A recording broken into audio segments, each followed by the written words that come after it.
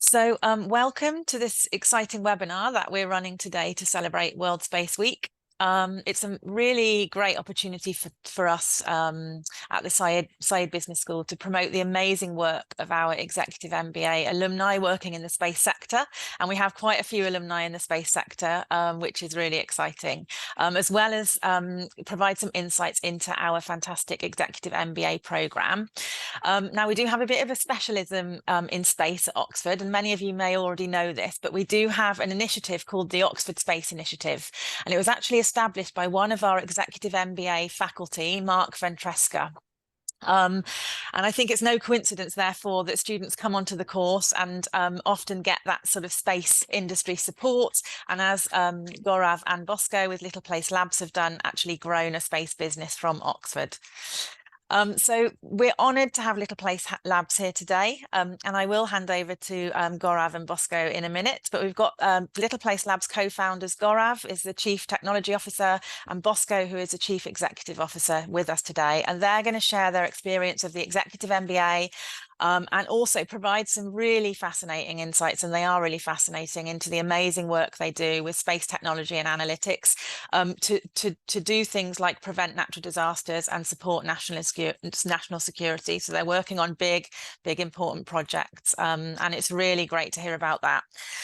So before we move into the webinar, let me introduce myself. My name is Sophie Chammings, and I'm the Senior Marketing Manager for the EMBA. I'll call it the EMBA, that's the Executive MBA. And I'm a relative newbie to space, but everything I've learned so far, we had another webinar on Friday, which many of you may have been at, which was brilliant. Another one of our alumni who was unveiling a film that he produced about the space industry. But I'm a definite champion of it now, and I see it as a really exciting, really interesting industry. So alongside me is my colleague Eduardo Mancini, and Eduardo is going to be asking questions as well. Eduardo is a research fellow for the Oxford Space Initiative at Saïd Business School, where he contributes to research on the space economy. He's also a systems engineer leader, and he looks after programs for the UK MOD. So before we delve into questions, Gaurav, could I ask you to introduce yourself to the audience, if that's okay? Yeah, Sophie, thank you very much, and good afternoon or good evening, wherever everyone is. I'm Gaurav Bajaj. I'm the CTO co-founder of Little Place Labs. As a background, I've spent over 18, 19 years working in the tech industry and lately in fintech before I started my MBA program. And towards the end of MBA program, as you would know, and we'll tell our story, we started Little Place Labs. So it was a transition for me going from fintech to a space tech industry while keeping my expertise of tech. I'm based in London, UK, and that's me. Thanks, Gaurav. Over to Bosco. Hi, my name is Bosco, and I'm just super thrilled to be here. And we were just talking about it the other day. Bosco, we can't hear you very well. Can you hear me now? Yes, that's better. Okay, that's better. So hi, everyone. I'm Bosco, the co-founder and CEO of Little Place Labs. Super thrilled to be here. I think me and Gaurav were just talking about this a few days ago when we rewind back to the first day that we met before we actually had our first class. And it's fascinating that we're sitting here to share our story, the EMBA story, but also, Little Place Labs. So I spent about 18 years working mostly in investment banking in the energy and commodity side. And then after that, I pivot over to different startups, building AI analytics software company products. And obviously, through EMBA with Gaurav and the rest of the team, built up this amazing space tech company called Little Place Labs. So happy to share more, and I'm based in Houston, US. Thanks, Bosco. Fantastic. Okay, right, let's delve into the questions. So when I first found out about Little Place Labs, I fell in love with it. And I fell in love with it because of your mission statement, which is about protecting our little planet. And from that moment on, I was in love with your company. but actually you're doing some really serious, really important work for not just the UK, but across the world.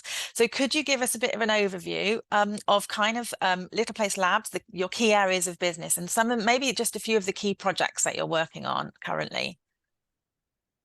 Yeah, no, absolutely. So we at Little Place Labs are really changing the way how space data is being processed and applied. And as you all may know, there's a lot of activities happening in space, and there's a lot of users even on ground that are leveraging of space data and space insights, to do their work. So what we are changing the way of doing it is making it much quicker to get that insights to the end users by building software applications that can run on satellites. So edge computing is the right term, right? Doing data processing and collection, generating insights right in space, with AI technologies. And so some of the use cases that you can think about is where users need that information very, very quickly in time-sensitive situations, whether that's disaster detection or national security, or other use cases in the commercial side, for example, logistic companies, trading companies, banks, where again, they need that information very quickly to do their work to make sure that they make the greatest impact. And there we come in and provide them with that near real-time insights as quick as possible. Fantastic, thank you. And I know we're going to delve a bit more deeply into some of the key projects that you're working on and some of the key technologies you're working with later on. But before we do that, there's a very interesting story behind Little Place Labs. And it was great to hear you introducing actually the sectors that you'd worked in prior to starting Little Place Labs. Now, obviously, well, the audience don't know, but Little Place Labs was formed while Gaurav and Bosco were on the Executive MBA program. And I just wondered, perhaps, Gaurav, whether you'd talk us through how the seed was planted and kind of how you've grown since. Absolutely. Thanks, Sophie. And the story has a lot of aspects, but I'll keep it short and sweet. Me and Bosco share a lot of memories of how we came about building Little Place Labs. So me and Bosco, we started our Executive MBA program just about a couple of months before COVID hit. So we were one of the EMBA cohorts that were impacted. But that gave us some time to think about what we are doing. And although we deferred the MBA program by a year, and that gave us more time, we were together working on ideas, thinking what we could do. So so I would like to show you, this is the Oxford Saïd Entrepreneurship Forum in 2020. They organized something called Space and Beyond. I still have this tag with me, and there are only a few tags I really keep. This is where we really got introduced to the concept of, hey, space as an industry. And just like any naive person, you would think, hey, you want to build rockets. That's how you get into space.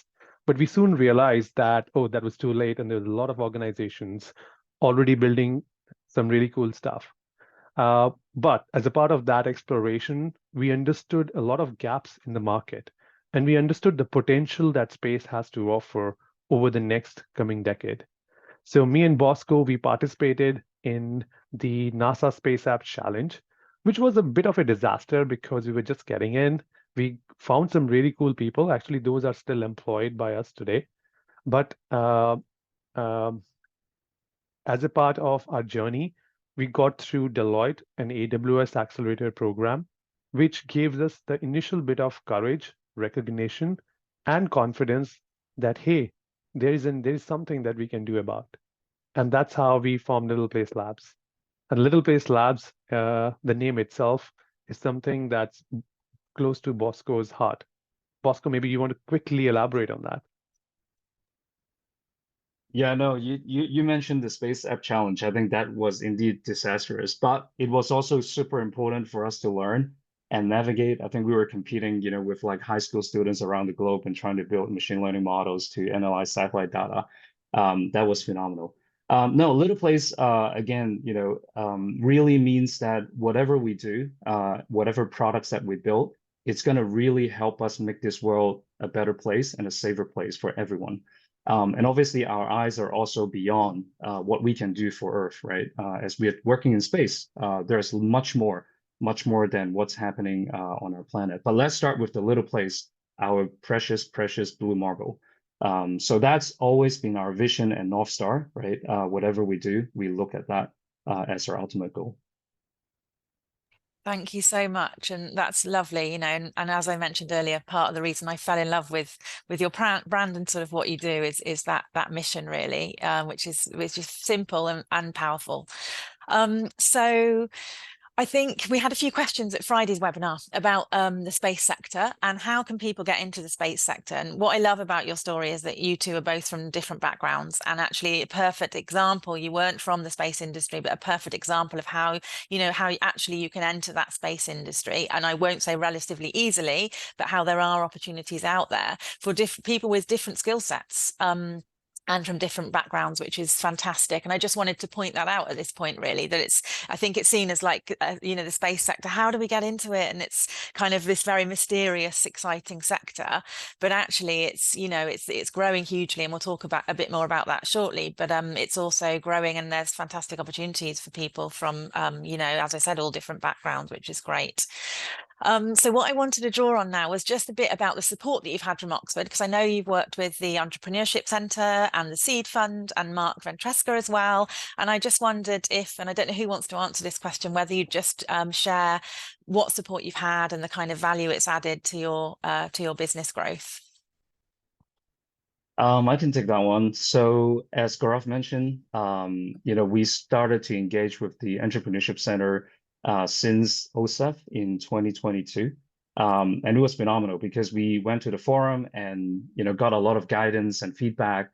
We participated in the startup pitch competition and we won the challenge. So that's where we got a lot of confidence and a lot of ecosystem that's being built right off that event for us to charge on. And then, last year we started to talk to the Oxford Seed Fund team, and I think it also helped a lot. Special call out to Maria Sabeldia over there that really helped us, form our business plan, form our vision a lot more in a more concrete way. And ultimately, they decided to invest in us earlier this year. So becoming part of the portfolio of the Oxford Seed Fund, formally being a portfolio company as a Amber spinoff, if you will, has been tremendous for us. And Oxford is a big name, right? Whenever we go to potential investors and tell a story, and they know that we are born from Oxford, and we now also got investment from Oxford, I think that tells a very compelling story. You mentioned Oxford Space Initiative. Can't speak more about how important they were to us. Mark, McKelly, and the team. I think going back to, again, the very, very early stage where we didn't even have a name for the company yet, we already showed them like slide decks, ideas, and all that at a very, very early stage. And they were along the way supporting us by guiding us, providing us with introductions, just helping us in small and big ways. Even like last year in December in COP28, they had organized a panel at the event, and we were lucky enough to be invited to be part of talking about how space can really change climate and how we can help protect the Earth.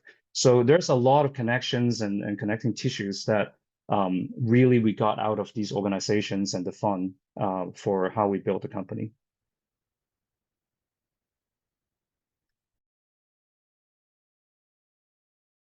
Fantastic. And it gives me goosebumps listening to that because it's such an amazing story. It's exceptional, and you've grown so quickly and your business is doing such great things. So just rewinding a little bit then, and I know we're likely to get a question about this from the audience, is what a bit more, I guess, about the EMBA, the Executive MBA. Why did you both decide to study the EMBA, and why did you choose Oxford? So Gaurav, perhaps we come to you first. I think the why Oxford is really easy because I only applied to Oxford. I only wanted to study MBA at Oxford. It seemed to me the most reasonable place. I've known Oxford for a while. I have definitely a bias, but when I did some digging around, it still turned out to be the best choice. And MBA, I think after working in our respective industries for a long time, we do want to grow in a certain way where we may feel it's not happening. But it's also the fact that of the unknown. As any cohort starts, as any EMBA cohort starts, we always ask our cohort members, why did you join EMBA? And, what's your background? Everybody has very different answers, but there's always a common theme to it. They are looking for something more. They're looking to grow. And not everybody can pinpoint what they want to do, where they want to go. But I think everybody has that little bit of confidence that they are going to figure out a way, because we are here to explore the unknown. And I think it definitely worked for me. Bosco. Yeah. Same. I only applied to one school, and that's Oxford. There are many reasons why. I think Oxford is the first school that I actually have learned on when I was like 3 years old, when I hold up, this big dictionary called Oxford Dictionary. And since then, I've been thinking about that. I think for me, because my background and where I grew up is mostly, in Canada and in the US, so I've seen and worked in that environment for a long time. So I've been looking, for something that's different, where I can truly, and embrace a different type of diversity. And I think when I look at the Oxford program, in addition to the very strong commercial angle, because ultimately it is an MBA program, it also brings in, a lot of perspective from a humanity point of view, from a philosophy point of view, right? Before we even talk about the formula and the models and all those things, we talk about why are we even here in this classroom, learning about, what we're going to be about to learn in the next, couple of years. So there is a lot of uniqueness in that program that I really, really like and was looking forward to. And when I first stepped onto the campus, it was back in 2014 when I was attending one of my family's wedding. And I was browsing through the campus, looking at all these buildings, 900 plus years old. It was really humbling. And I was thinking to myself, one day, just one day, if I'm here and I'll be able to walk in a classroom, take a class, like that would be phenomenal. And so made it happen. Wow. Again, another goosebump answer for me. Yeah, really fantastic and really meaningful. And I think so many of our students and alumni talk about this, and I know you haven't sort of used this word, but the magic of the executive MBA, it goes beyond the tools and beyond the frameworks and into like life experiences and the people you meet and the intellectual playground that you become part of, that all of a sudden your world grows. Opportunities become available, your confidence increases. And this change, I think, that happens to students through the program that we see, it's fantastic. It's fantastic to see. And the impacts and results of that are, evident in exactly what you're doing now. So I'm just going to backtrack a tiny bit onto the seed fund. So as you mentioned the seed fund, and I just wanted to clarify to the audience, what the seed fund is, and it's actually part of the entrepreneurship centre at the Saïd Business School. And the Oxford Seed Fund is a great opportunity for our students. It provides startups and entrepreneurs with access to capital and support in which to develop and scale. So basically the team is made up of Saïd Business School students, and they all have experience in venture capital and investment strategy, financial services, and they look at opportunities each year, conduct due diligence, and they invest in 10 exceptional startup ideas every year. So just so that everyone knows about that. Obviously, as an executive MBA student, you have access to that fund as well. So any budding entrepreneurs out there, that is available. So I guess I know you've got a little video to play, which is great. So we'll show you some photos. I think I would like to ask one more question about the EMBA, and I guess what were the top, your top, I guess, highlights of the program? And Gaurav, perhaps to go to you first, like I know it's sometimes hard to explain and describe, but 2 or 3 real highlights that kind of stand out for you. No, absolutely. I think this question comes in, and when we talk about the value of EMBA, this is what, a lot of myself and a lot of my cohort members remember. It is all about people. It's all about the connections you make, the relationships you develop. And over a period of 2 years during the EMBA program, it's hard to anticipate, but we end up spending a lot of quality time with our cohort members. And not just with our cohort members, that extends to a lot more of Oxford network. And at this stage in life, where a lot of us are busy with our families, with work, good quality time and building relationships is not that easy to come by. And these relationships are being built with people, who are hungry, who are ambitious, who have a drive in life. They want to get somewhere. And it's amazing to see and get inspired. When I joined Amber, I had, let's say, a dream and a certain aspiration. But give it a few months, and then it told me how to dream big, really big. I was definitely not the one who would have started my own startup if it was not for Emba. But given the support system, the courage, and the examples of people who made it, you get a sense of confidence that yes, I can do it as well. So for me, it's the is the ability to dream big that came through Emba and Oxford, and I think I truly value that. That's great. And I really get a sense of that kind of opening up worlds, like new worlds for people, and also supporting you or helping you or empowering you to kind of really reach your full potential, which is, absolutely fantastic. Bosco, over to you. Yeah, no, definitely lots of highlights, and agree with Gaurav. It comes down to the people. And I'll share a few like specific moments. First module, got in, trying to learn what's going on. Everyone's trying to navigate. There is one particular cohort member of ours. She was 4 weeks to giving birth to a twin. And Wow. here I am, went into the module one and feel like, oh, I need to fly like 10 hours over here. It's really hectic. There's a lot of stuff. I'm putting a lot of things in. And then I look at this amazing lady, right?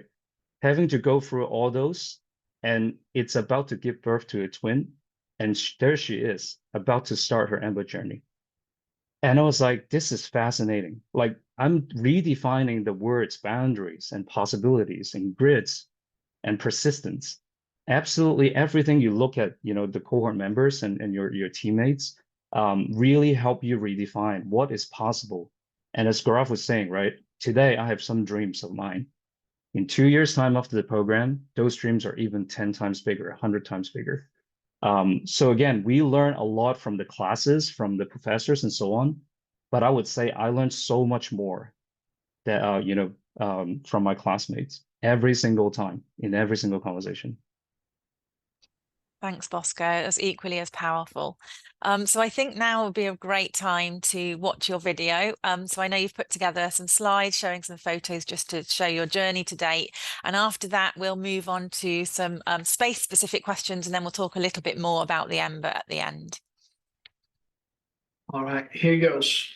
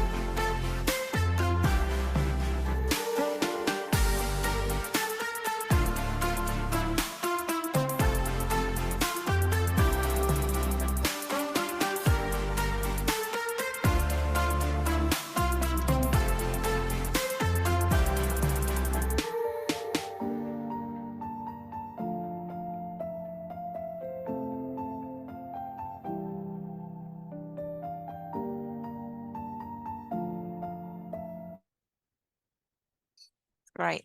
Over to you, Eduardo. All right. I mean, it was guys. Thanks all for being here with us, and nice to see you again. Obviously, it's an honor to have you here. So, a little bit of questions for those viewers, a little bit interested on the space industry now. I would like to dive a little bit deeper onto what Little Place Lab does, what you guys do. I'm sure the viewers are quite intrigued in what the company does and so forth, and like to understand a little bit better. So just to mention a few, milestones. In December 2021, you won the Deloitte was the Gravity Challenge, if I remember correctly. In January 2023, you had the first in-orbit space demonstration. of your Orbit Fi, if I remember correctly.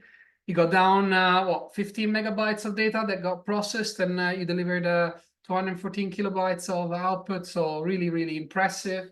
And in February 2024, you won this year, basically, you won a contract from the Air Force Research Laboratory for $1.8 million for development of solution for space-based intelligence gathering.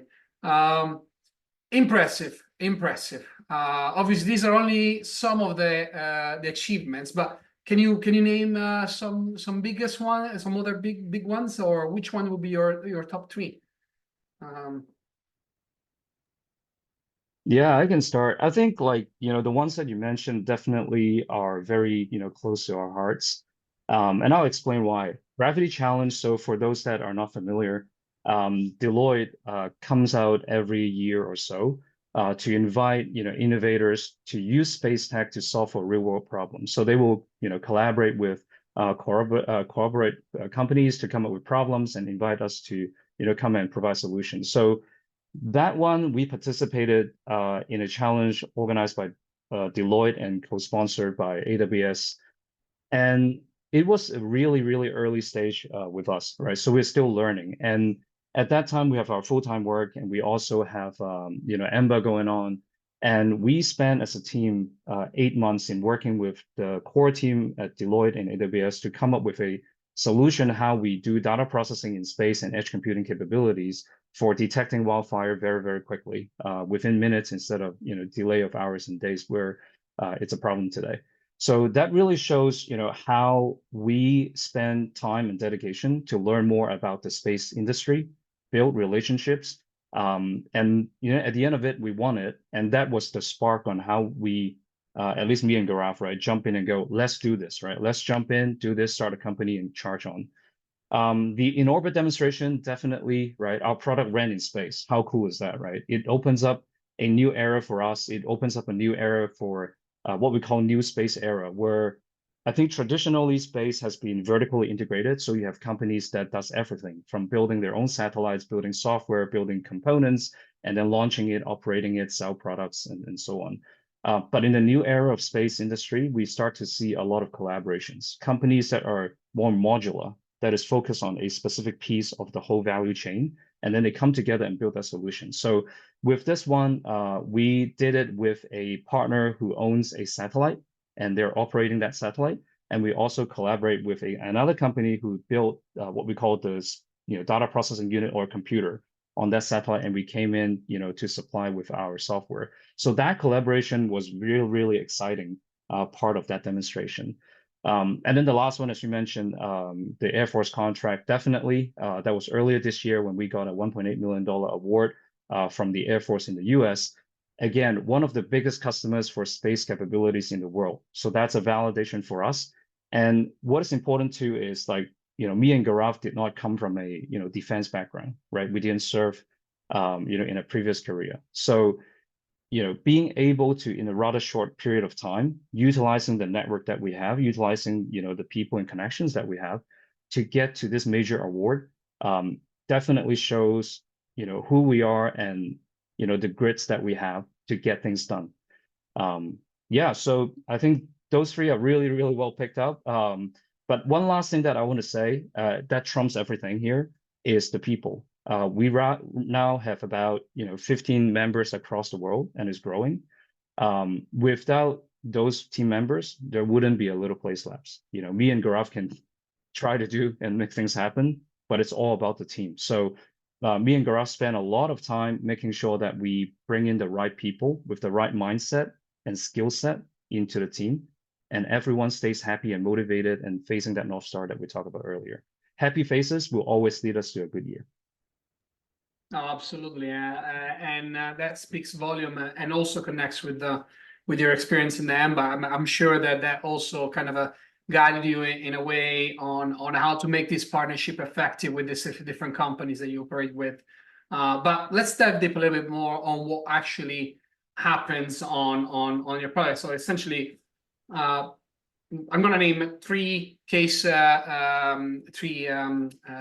problem sets that you provide solutions for. Obviously, you have disaster monitoring, which was the one on the Deloitte's Gravity Challenge, national security, the Air Force Research Laboratory, but also space situational awareness, which is something that is quite particular.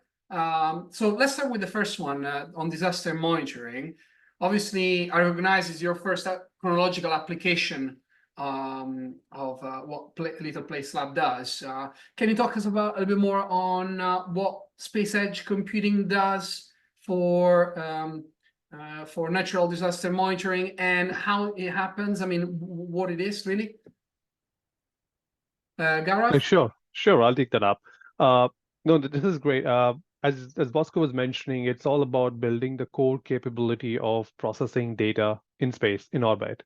So, and when we started this company, we understood that the underlying problem statement is a lot of data. I mean, we understand there is a problem of a lot of data, and it's tedious, expensive, and it costs a lot of money to extract information, even on the ground. Forget about space; it makes the challenge even more tricky. So when we started this company, edge computing on satellites was quite new.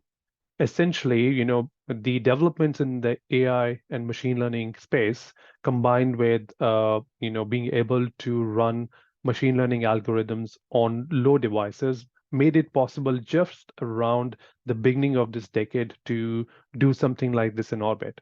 5, 7 years back, we would not even have thought about this. So now that it is possible to run AI in space, the idea was, how can we turn data into information and insights and provide it to the users more meaningfully and in a much short turnaround time? Typically, the problem with space industry and the data is it takes hours and sometimes days for the data to be made available. And then by the time, some certain incidents, especially in the disaster monitoring space, it's not useful anymore. So our aim and our goal has been to turn data into information for cases like, detecting wildfires or floods and other calamities, where it's really important to get that information into the hands of, the ground action to make it possible to address the challenge. So for us, turning that hours and days into minutes has been the most important point. So disaster monitoring, we are building solutions where we can detect wildfires in space, or we can detect floods in space and provide that information to the ground responders in a matter of minutes. And that similar concept extends to other use cases as well. Now, for the viewers that might not know why are we transitioning from hours and days into minutes, is because by the normal in the old industry still, or actually still in the current industry, at the moment, most of satellite constellation that provide data for natural disaster monitoring and Earth observation data and intelligence data, they take days to be processed, but they get processed on ground. So there's a lot of data that has to travel from space to ground, and in order to be processed, and that's where Bosco and Gaurav and Little Place Lab come into picture to reduce that bottleneck, essentially, effect that the transition between space to ground creates, and speeds up the process. No, it's super interesting. Obviously, on national security, how does that happen? I mean, what do you do for national security instead? Yeah, I think the underlying concept, like I said, is reducing latency, but in national security, the use cases differ. We sometimes play with different kind of sensors and the different kind of imagery that needs to be processed. It could be the case of monitoring a ground installation or a ground infrastructure. For example, currently we have a project going on, like we mentioned earlier, with the US Air Force to build capabilities of delivering intelligence. So we are currently working on reporting detection of vessels in the sea in parts of the world where it would otherwise be inaccessible. But we want to do that, and we can do that in a matter of minutes. So building that capability to capture the right information and reporting it again to the, let's say, war fighters on the ground and to the operators in minutes, makes the information more actionable. And this extends to other use cases as well, whether we are trying to look into what's happening on the border of, let's say, Ukraine and Russia. You want to understand what's happening on to the other parts of the world where, your adversaries may be, taking some actions, but you do not have eyes in the sky. That's where this capability comes into the picture. Absolutely, I can see that in many scenarios, the South China Sea, where you have islands and atolls popping up a day after day, overnight, or other situations around the world. Absolutely, very, very appealing. But my real question really is about space situational awareness. I think this is one of the biggest topics for anybody who's been following us on the webinar and is quite attuned to space. We talked about with Thorsten on the last webinar on Friday about the problem of space debris. Space debris is essentially excess mass of objects. So it could be the paint of the flaking paint of a rocket body. It could be a bolt, a nut that got unscrewed from a spacecraft, or a spring that was used to deploy a satellite from a launcher. That remains in orbit, and as such can create problems for orbiting spacecraft. Now, this is a huge problem because we live in a world where we're increasing our exposure to and reliance to space infrastructure, space-based infrastructure. And a lot of what we do today is underpinned by those assets that are in space. Now, if you think about even a coil or a pen in orbit traveling at a speed of 7.7 kilometers per second, that pen or that coil can do a lot of damage, much more damage than a simple bullet, for example, and can obviously disrupt those infrastructures that we have in space. Now, what you do here on space situational awareness is it's really, really very timely, because we need solution nowadays that allow us to navigate this new reality and the new risks, orbital risks, in a much more effective fashion. So why so much debris occurring in space? What do you think are some of the causes of this phenomenon? Bosco. Yeah, definitely a great problem that needs attention.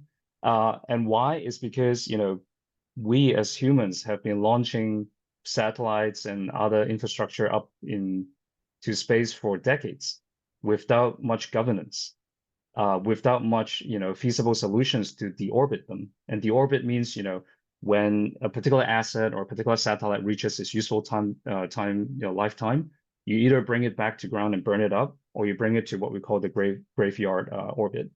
So again, it's a problem of governance, and governance is difficult here, right? It's kind of like same challenge as when we talk about climate change, competent climate change. Whose responsibility is that? Whose problem is that? Who should be paying to do what? So it is kind of similar when you look at the problem of space debris. So I think if you look at the governance side, there is definitely more attention, especially we're more familiar talking about ESA.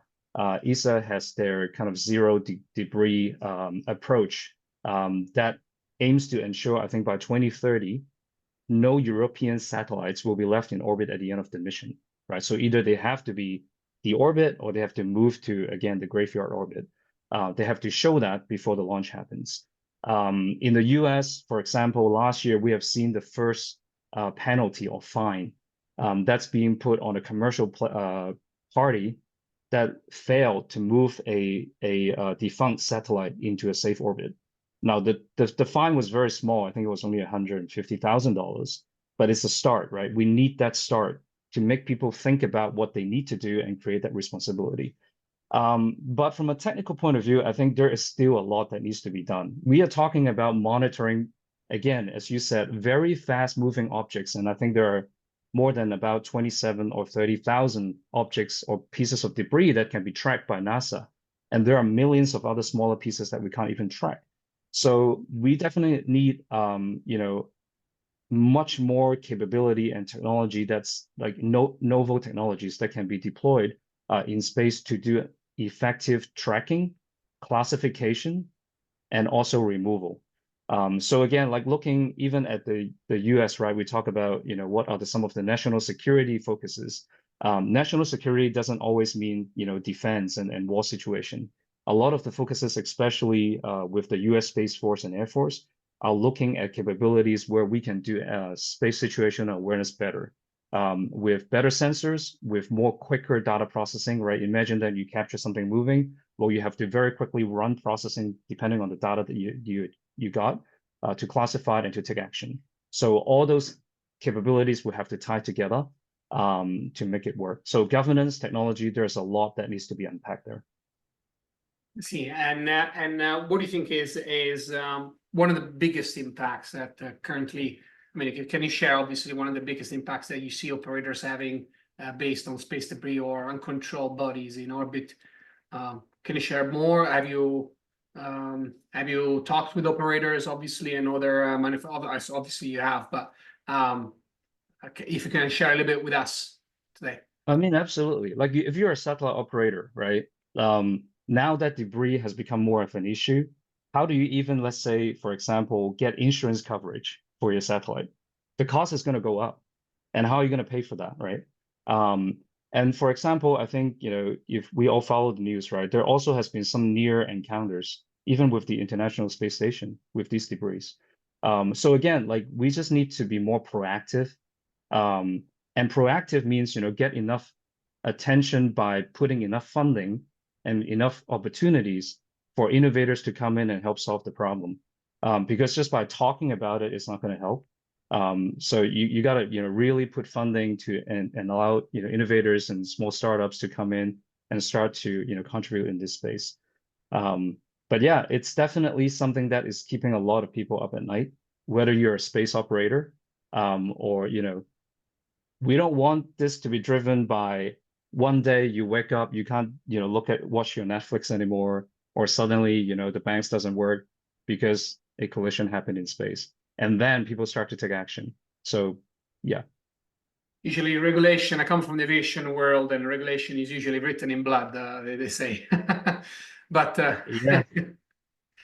Yes, and so basically one of the impacts obviously that you're alluding to is the fact that obviously operators, one of the problems that that operators have is the fact that having this much debris or uncontrolled objects orbit around together with controlled objects means that those that are controllable need to always burn fuel to basically avoid the ones that are uncontrollable.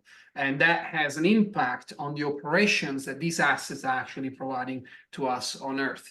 So you can think about, I don't know, some of you that might under Starlink or have operation under OneWeb. OneWeb might have to change their satellite constellation at a much faster speed because the propellant is decreasing at a much faster rate because of all the conjunction or potential collisions with these objects that might happen. Finally, so then basically, how do you support? How does Little Place Labs support these operators in making sure that actually they can be more effective in tackling this problem? How does it work? Yeah, we're taking it in with a few angles. So obviously, when we talk about the processing that's required, for quick detection, classification, and then responses and take actions, right? Either maneuver or take a different course. That requires a lot of computing power and capability, and that really lines up very well with our know-how, right? We start with data processing capability for some of these ground use cases that we talked about. So leveraging that know-how and start to expand into space situational awareness and how do we kind of build processing capability to address that front is really on our roadmap. So we are actively working on that. But we are also looking at, right now, I think from that point of view, there is a lack of even infrastructure to collect the right data. for us to do detection and classification. So a lot of the situation awareness are done by, sensors on ground looking up. And as more, smaller pieces, smaller fragments, and more pieces up there that are, in space, it becomes a bit harder for all these ground sensors to work, very well and continuously. So we are also looking at, building infrastructure that is in space that can continuously and effectively monitor not just like big debris, but also these smaller fragments that are also very impactful, when collision happens. So I think that would be, I would say, more to come from us. It could be a new chapter for us to move also from, pure data processing into more of the infrastructure, a combination of edge computing and infrastructure to solve some of these problems. That'd be one of the future avenues in which you endeavor in. Absolutely.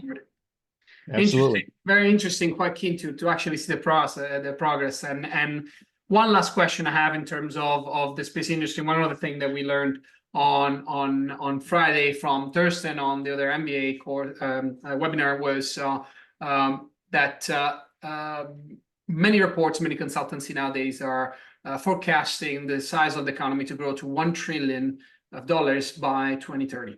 Now, that obviously it's a big number, isn't it? 1 trillion by 2030 is only what, 6 years away, if any, less than that.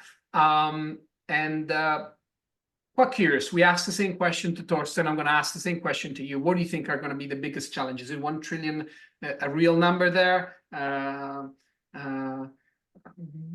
Do you see any big blockers to it, or not?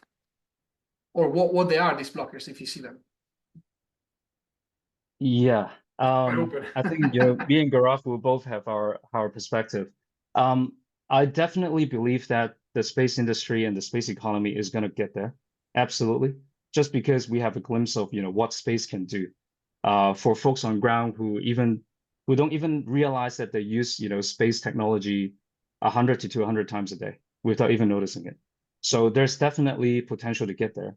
I think one thing or a few things that are we can all do better is, first of all, education, right? How do we educate the non-space sectors to learn what space can do for them? And I think that's the connection, right? Space is what we call like deep tech, hard tech, domain. And a lot of focus, and rightfully so, at the beginning of the whole, nascent market is focused on the technology. How do we actually build that? Is it even feasible, right? But now we're at a junction where, okay, we have proven that a pool of this technology is feasible, given the funding and given the right people working on it.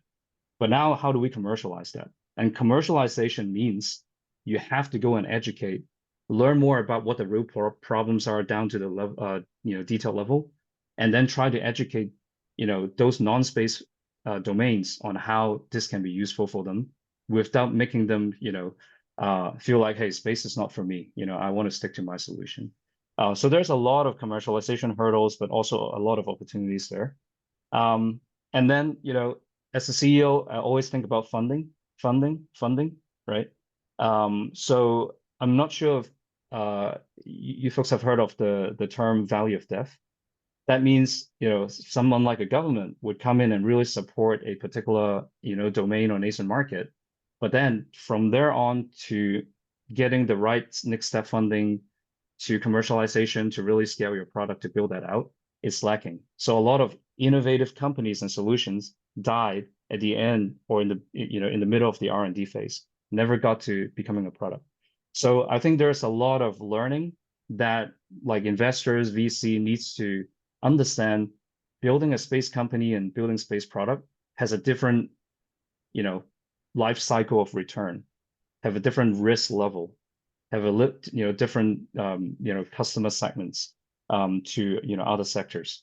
And the government and also private investor has to work together to make sure that that value of death is minimized, for companies like ours. And certainly it takes a village to build a town, it takes a village to build something of a meaning, really, right? So a lot of people that you need to engage, a lot of entities and partners that you need to bring into the picture and educate, really, on what is the opportunity, what is the problem, what is the need, and so forth. And I'm sure that Edward, EMBA gave you those skill set, I have to say. So I'll pass to Sophie, I guess. We're nearing out towards the end. Sophie, I mean, obviously you might have some more question on MBA, on the EMBA. Sophie, you're mute. Sorry. Yeah, sure. Unless Gaurav wants to answer that question as well. I know, Yeah. Bosco, you mentioned that you and Gaurav both have your different perspectives. It would be really great to hear from Gaurav as well. yeah, I was just about to say, you know, I mean, we share the same view that is going to be maybe even bigger than $1 trillion, because just as an example, I was at a couple of weeks back, attended the European Space Industry Industry Days, European Space Industry. So Industry Days brings a lot of these private organizations together who are trying to buy and sell services. There are people who are building missions. There are people who are building constellations. And there are a lot of companies providing their services, their products. And if you look at that growing space, you would realize that this is pretty big.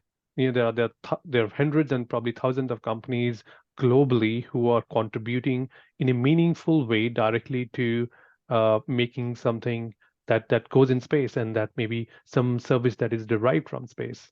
And also, let's not forget, right now we have private space stations being built. They are being built for a purpose, to cater to certain mission. The in-orbit servicing is likely to get even bigger. There are cases where we are talking about manufacturing in space. If there are certain use cases that can scale up, that will start developing a lot of value. And finally, I would say, which is something close to my heart, we have NASA has plans to put humans on the moon for good, and they're going to stay. And if you see the amount of money being poured in, it is only inevitable that this economy is going to grow, and globally we would see a lot more opportunities in different areas. And I think that'll require a lot of expertise and skill sets. Finding the problem and which problem to solve, again, is something, it takes time for anybody like us or a startup to figure out how they can meaningfully contribute. No, certainly a lot of optimism, and I can see that. And obviously, there's many signs of a growing economy out there, and so obviously, but we will have to ask a question just in case, just to see what the different views are. Sophie, thank you, Gaurav. Thank you, Bosco. Sophie, up to you. Thank you, Eduardo. Yeah, people living on the moon. I guess that's the kind of big piece, isn't it? Here, one of the big pieces of the puzzle, and it's literally a different world. And I think we could probably talk about that for hours in another webinar at some point. Moon hotels. So there you go. The moon hotels, yeah, and Torsten touched on that actually in his Fortitude film. If anyone gets the chance to watch it, I'll send an follow-up email after these webinars with a link, but he touched on people living on the moon and what that might look like, so it was very interesting.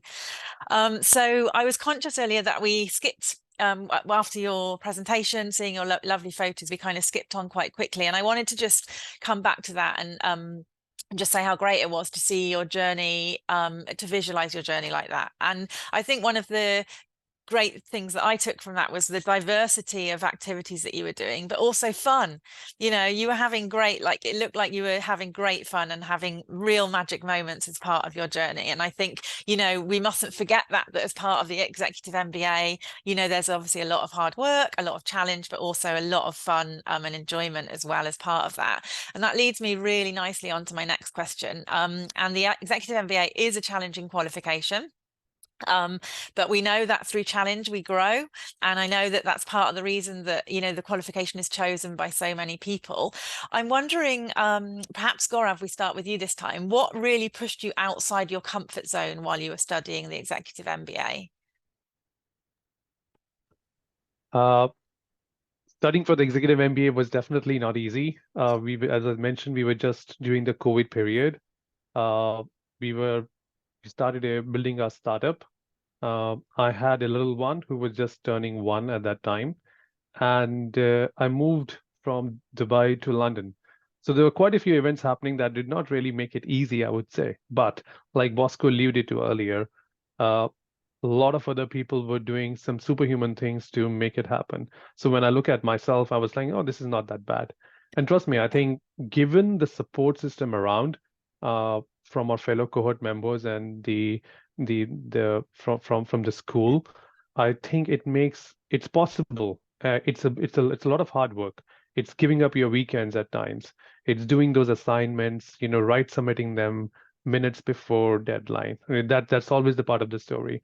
But when you are in Oxford during the MBA program, and then you have that quality time in class as well as outside class, I think that's definitely something to remember.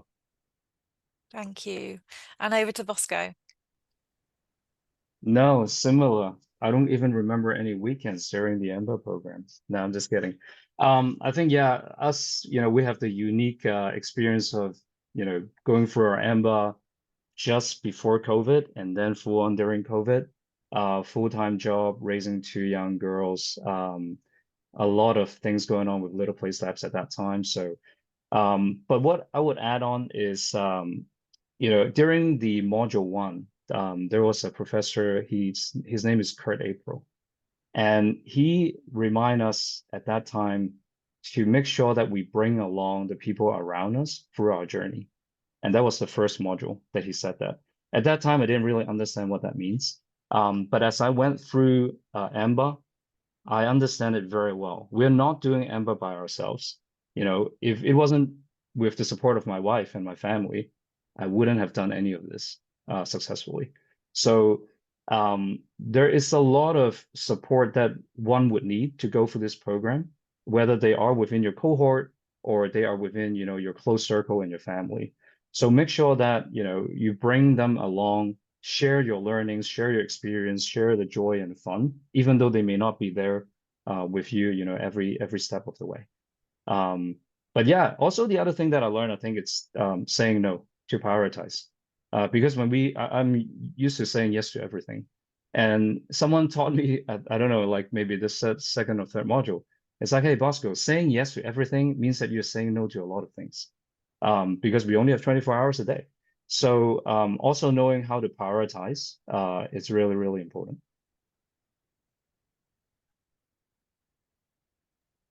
Sophie.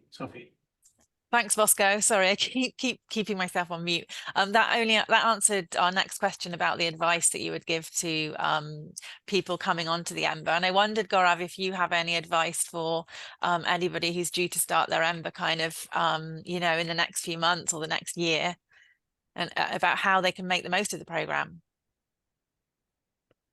I would say make sure we have fun, and you would definitely have chance to have fun. This is the time you would remember. Build relationships, and definitely thank your family, because they are going to support you in a big way. And then, like Bosco mentioned, that's something that we always don't tend to share, but valuing our family and the support is very important. But yeah, I think that's a fabulous journey, and have trust that you will figure out why you're here and what you're meant to do. You may not have all the answers on day one, but very soon you will. Yeah. Brilliant. That's really great. Thank you so much. So now I think we're ready to open to questions from the audience. So if anybody would like to ask any questions, please pop them in the chat and we will do our best to answer them. So we'll just give you a few minutes to do that. I know we've talked about a lot during the webinar, so there may not be any questions, but please do put them in the chat if you have anything to ask. And while we're kind of waiting to see if we've got any questions, I had a couple of questions really. In 10 years' time, Gaurav and Bosco, where would you like Little Place Labs to be?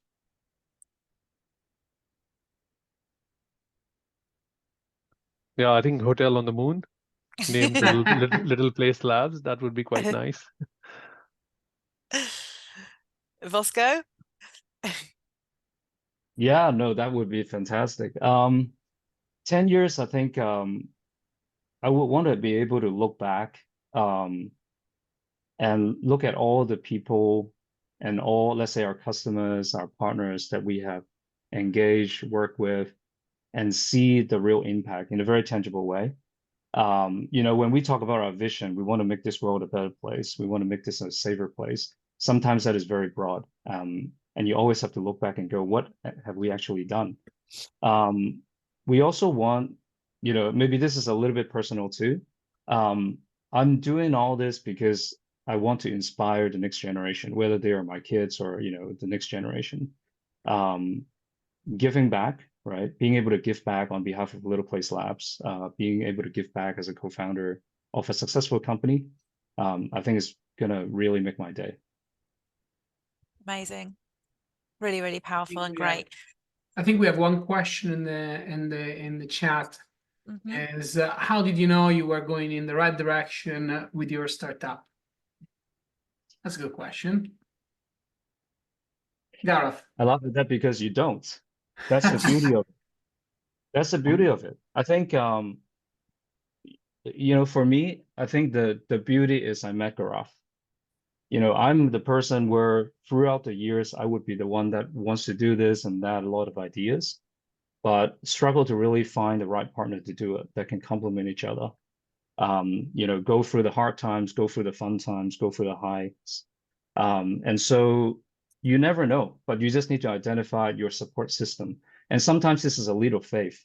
Being able to think about doing something to actually doing it and running it into a wall and push it, trying to open doors, wrong door, that shows a lot of, you know, who you are.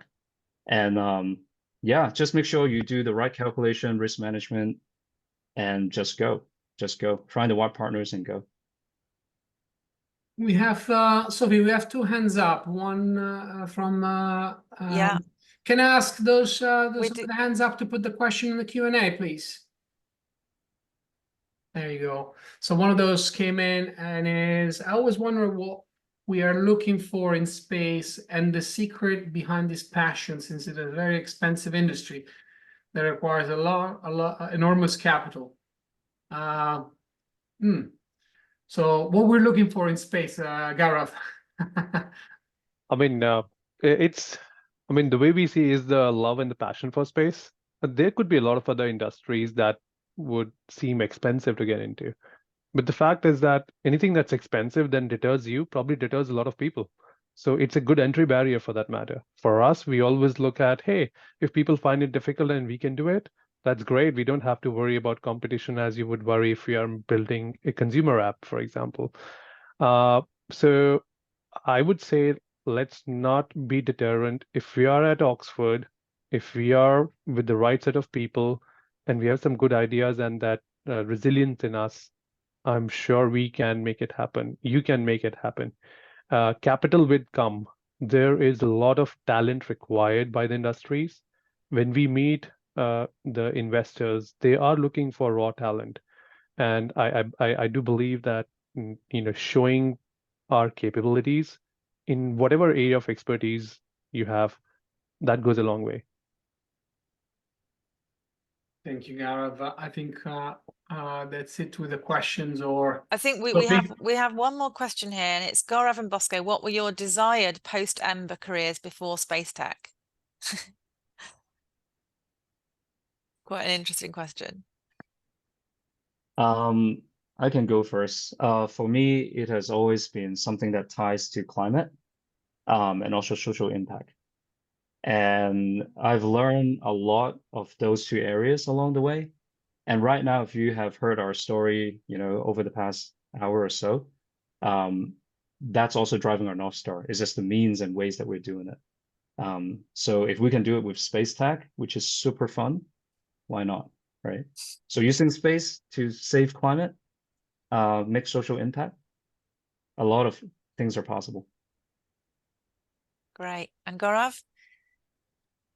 I mean, that's a very confusing question for me. I never had a right answer, but I would definitely, now I can say, I just wanted to find the child inside of me and maybe keep the child inside a lot of people alive.